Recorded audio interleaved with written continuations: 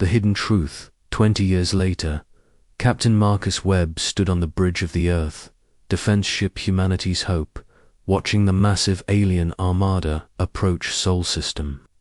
2 decades had passed since the encounter at Phoenix 7, and the four witnesses had gone on to distinguished careers in the space service. But they had never forgotten that day or the promise it contained. "Sir," reported Lieutenant Commander Rodriguez, the daughter of their former science officer, "we're detecting over 5,000 alien vessels. They're not the same ships from the historical records, but their technology signatures are similar." Marcus smiled grimly. Alina Rodriguez had never told her daughter about Phoenix 7, but somehow the younger woman had been drawn to xenobiology and space science, as if guided by invisible hands. Sarah Chen now served as Admiral of the Home Fleet, while Jake Morrison had established the most advanced pilot training program in human history. The approaching fleet was nothing like the gentle explorers from 2 decades ago. These ships radiated hostility and destructive intent. They had swept through a dozen star systems, reducing entire civilizations to ash and plasma. Now they were coming for Earth. "Admiral Chen to all ships," came the familiar voice over the CUM system. "Unknown alien fleet. This is Admiral Sarah Chen of the Earth Defense Force. You are approaching human territory without authorization. State your intentions or withdraw immediately." The response came in the form of a devastating energy beam that vaporized one of the outer patrol ships instantly. The hostile aliens had made their intentions clear. The preparation revealed as the human fleet moved to intercept the invaders. Marcus felt a strange sensation, like an old memory stirring to life. Around him, veteran officers who had served in the outer systems began reporting similar experiences.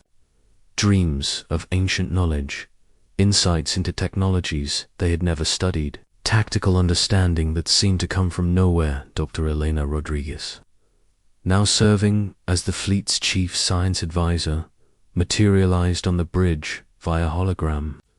Though she was 75 years old, her eyes still burned with curiosity and determination.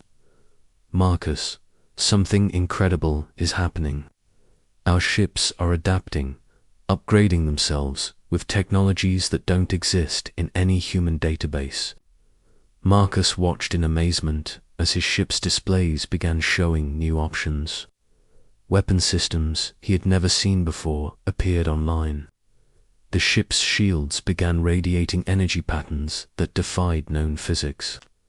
Somehow, 20 years of gradual, invisible preparation was finally revealing itself. "The encounter," he whispered, understanding flooding through him. "They didn't just test us, they planted seeds." Across the human fleet, similar awakenings were occurring. Pilots found themselves capable of maneuvers they had never learned. Engineers discovered their ships could channel energy in ways that violated thermodynamics.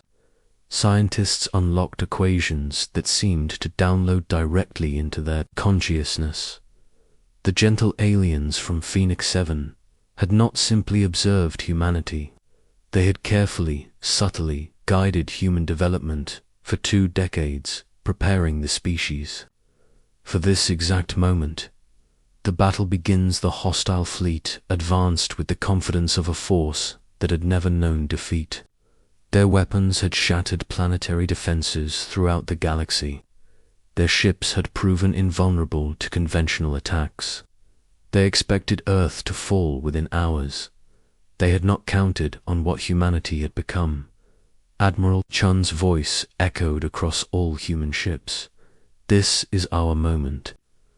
20 years ago, we were judged and found worthy. Today, we prove that judgment correct. All ships engage at will."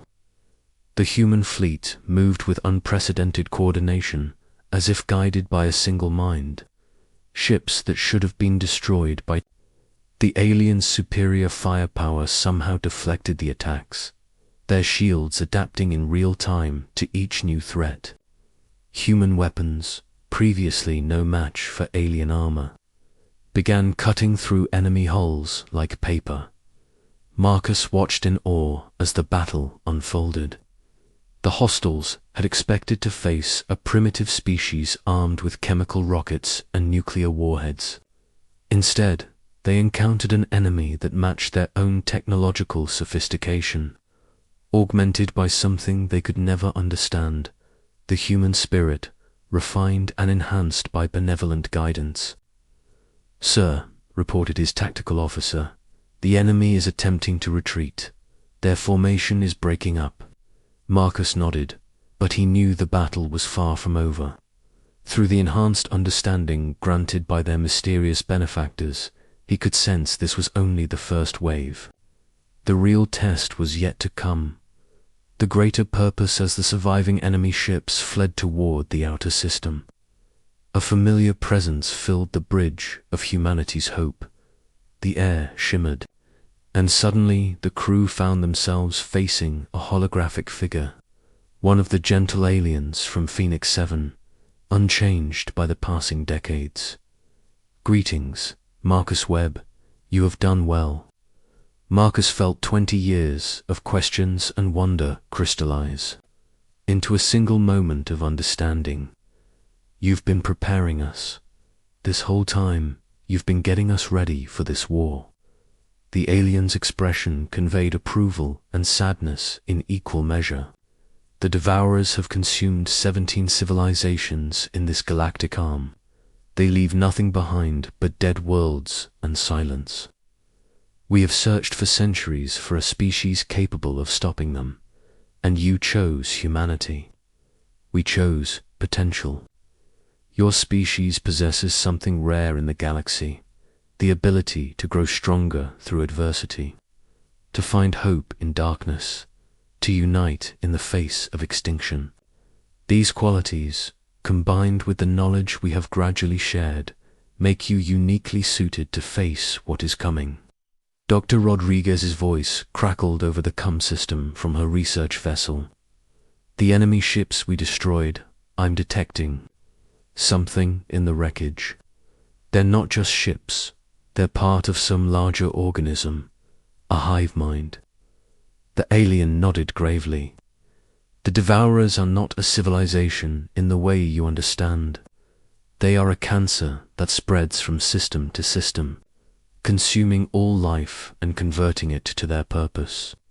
You have won the first battle, but their main force numbers in the millions." Marcus felt the weight of cosmic responsibility settling on his shoulders. "What do we need to do? You must become what we always knew you could be. Not just defenders of Earth, but guardians of all life in this galaxy. The knowledge we have planted will continue to awaken in your people. Your ships will become faster, your weapons more precise, your unity more complete. But the choice to use these gifts for creation rather than destruction must always remain yours." The legend begins as the alien presence faded. Marcus looked around, his bridge at crew members whose eyes now held the light of cosmic purpose. Across the human fleet, similar awakenings were occurring. Ordinary miners, pilots, scientists, and soldiers were discovering they had been chosen for something extraordinary. Admiral Chen's voice reached every human ship, people of Earth, and all who serve among the stars. "Today we learned that we are not alone in the universe. We also learned that we have been chosen to stand guard against forces that would devour all life. This is our calling, our purpose, our destiny." The battle data was already being classified at the highest levels. Official reports would speak of a terrorist attack by separatist forces, easily repelled by improved human technology. The existence of aliens, both benevolent and hostile, would remain hidden from the general population. But among the space service, legends would grow. Stories of ships that fought beyond their specifications, of weapons that fired with impossible accuracy, of crews that moved with supernatural coordination. Veterans would speak in hushed tones of the day humanity stepped onto the galactic stage. Marcus understood now why the Phoenix 7 encounter had been erased from all records. Some truths were too large for immediate consumption. They had to grow, gradually passed from person to person, becoming myth and legend before they could become acknowledged reality. As the human fleet regrouped and prepared for the larger war to come, Marcus felt a profound sense of purpose. They were no longer just humans exploring space. They had become something greater, the guardians of life itself, armed with ancient wisdom and guided by an unshakable determination to protect all who could not. Protect themselves, the hostile. Fleet's first defeat would be remembered in their records as impossible, inexplicable. To them, it would become a mystery that defied all understanding. But to the gentle watchers who had prepared humanity for this moment, it was simply the beginning of a legend that would echo across the galaxy for millennia to come. The age of human expansion had begun, and with it, hope for every world that still dreamed of freedom among the stars. Asterisk.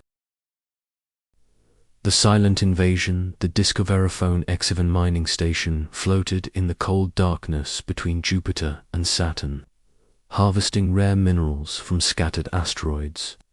Commander Sarah Chen sipped her morning coffee while reviewing the daily reports. At 35, she had spent half her life in space, managing small crews on forgotten outposts. Nothing ever happened in Sector 12 Alpha. That was exactly how she liked it. The station housed only for people. Marcus Webb, their communications specialist, was a former military officer who preferred the quiet of deep space to the chaos of Earth. Dr. Alina Rodriguez served as their science officer, studying asteroid compositions when she wasn't maintaining their equipment. Jake Morrison, their pilot and security chief, kept their small fleet of mining ships running smoothly. "Commander," Marcus called from his station, his voice tight with concern. "I'm picking up something unusual on long-range sensors." Sarah set down her coffee and walked over to his console. The screen showed a cluster of dots at the edge of their scanning range. "Asteroids, new ma'am. These are moving in formation. Perfectly synchronized formation." Marcus enhanced the image. The dots, resolved into ship-like objects, too distant to make out details. "I count 200 contacts, all heading directly toward our position." Dr. Rodriguez looked up from her mineral analysis.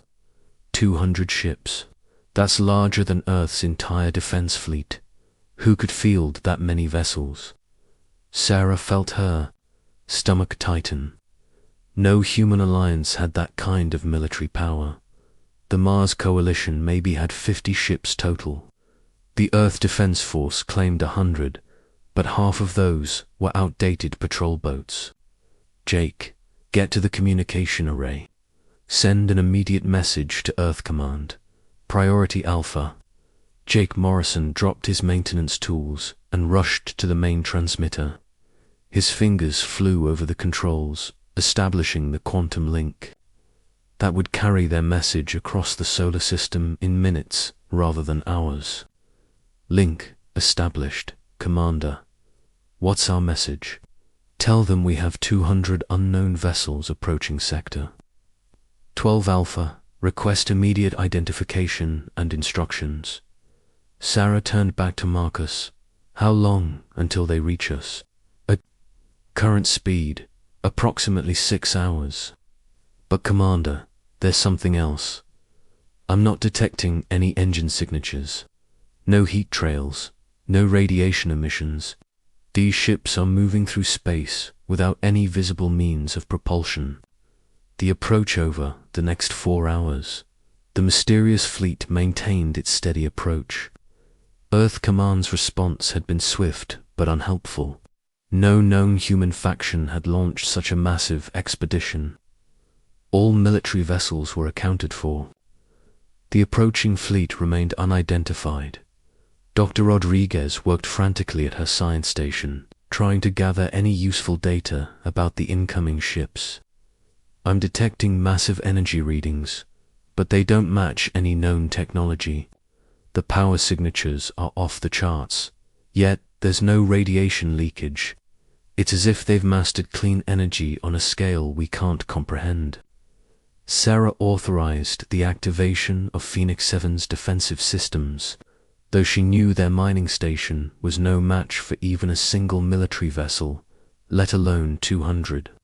Their shields could barely stop micrometeorites, and their only weapon was a mining laser designed to cut through rock. Commander Marcus announced, "The fleet has just changed formation. They're spreading out, surrounding our entire sector. Whatever they want, they're making sure nothing gets past them." Sarah watched the tactical display with growing unease. The ships had formed a perfect sphere around their position, maintaining equal distances from each other with mathematical precision. No human pilot could achieve such coordination without constant communication. Yet their sensors detected no radio chatter, no data transmissions between the vessels. "Try hailing them again," Sarah ordered. "All frequencies, all languages. Someone out there has to be listening." Marcus broadcast their message in English, Spanish, Mandarin, and Arabic. He tried mathematical sequences, music, even basic pictograms, transmitted as data packets. The fleet maintained radio silence, continuing their methodical approach. First contact when the alien ships finally came within visual range. The crew of Phoenix 7 stood in stunned silence. The vessels were unlike anything in human engineering. They appeared to be grown rather than built, with smooth, organic curves that seemed to flow like liquid metal. No visible engines, no weapon ports, no communication arrays. They looked more like sea creatures than spacecraft. "My God," Dr. Rodriguez whispered, "they're beautiful." The largest ship, easily the size of a space carrier, positioned itself directly in front of Phoenix 7. For several minutes, nothing happened. The two vessels hung in space, studying each other across the void. Then the scanning began. "Commander, I'm reading some kind of energy beam sweeping our station," Marcus reported. "It's not hostile, more like a medical scanner.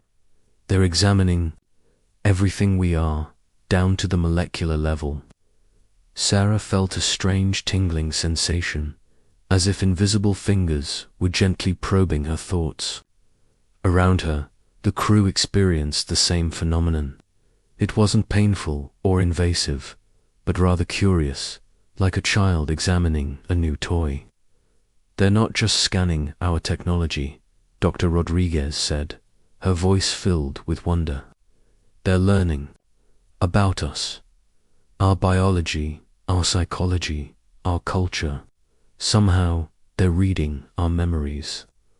The scanning continued for 30 minutes. During that time, Sarah found herself remembering her childhood on Earth, her training at the Space Academy, her dreams of exploring the stars. It felt as though someone was gently leafing through the pages of her life story.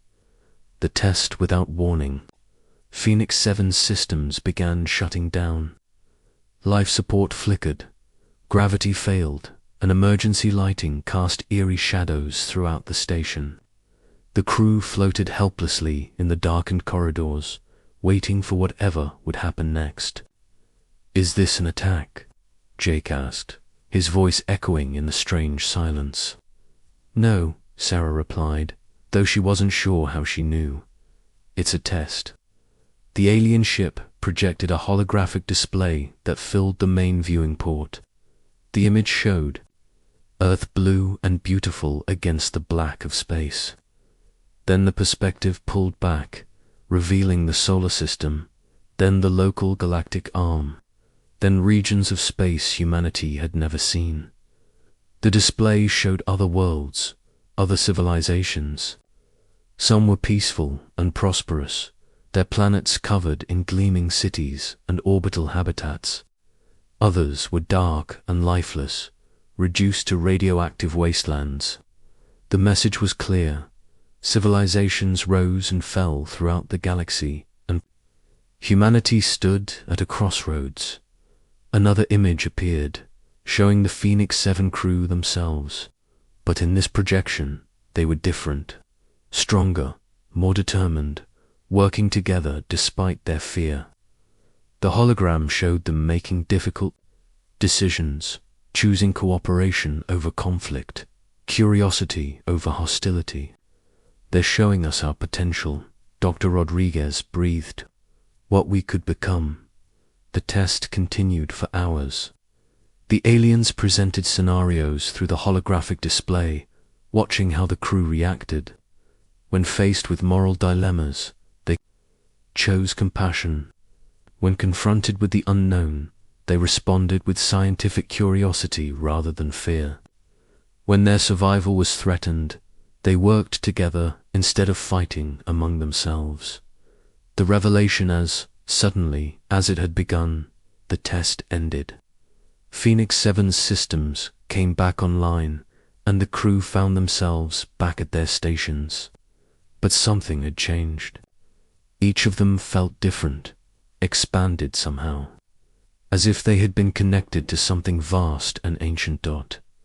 The largest alien ship moved closer, until it nearly touched Phoenix 7's hull. A new holographic message appeared, but this time it contained symbols that the crew could somehow understand, as if the aliens had downloaded a translation matrix directly into their minds. The message was simple but profound. You have potential. You will be watched. You will be prepared. Marcus frantically worked his controls, trying to record everything. Commander, our recording systems are malfunctioning. Nothing's being saved to our memory banks. Dr. Rodriguez checked her science. Logs. All the scanner data from the alien ships had vanished. Even her personal notes had been erased. It's like they never want this encounter to be documented. Sarah understood. This wasn't meant to be recorded in history books or military reports. This was meant to be remembered in the human heart, passed down as stories and legends, inspiring future generations to reach for something greater. The alien fleet began to withdraw, their formation dissolving as gracefully as it had formed. Within minutes, they had vanished into the depths of space, leaving no trace of their presence except for the changed lives of 4 humans on a remote mining station. What do we tell Earth Command? Jake asked. Sarah considered the question carefully. The official sensors showed nothing. Their computers contained no evidence of the encounter. To anyone else, it would sound like mass hallucination or elaborate fiction. We tell them our sensors malfunctioned. We saw some unusual asteroid formations, but they turned out to be nothing. She looked at her crew, seeing the understanding in their eyes. But among ourselves, we remember, we prepare, and when the time comes, we'll be ready.